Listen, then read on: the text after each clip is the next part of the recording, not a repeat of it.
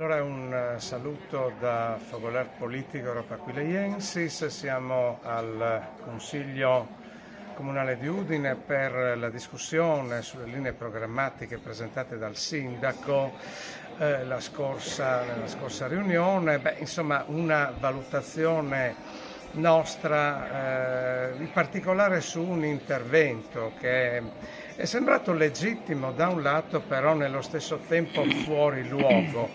Un consigliere di opposizione ha detto che Udine non è una città mitteleuropea e ha enumerato una serie di momenti storici che hanno visto la città o una parte della città assumere alcune posizioni politiche rispetto ad altre nel corso dei secoli. Ma io vorrei soltanto ricordare che soltanto il nome del fondatore di questa città, il nome del fondatore di questa città è Berchtold von Andechs-Meran.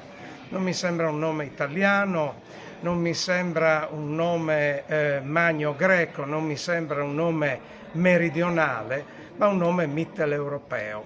Quindi forse sì, ognuno può leggere la storia come crede, ma evitiamo di deformare troppo i fatti.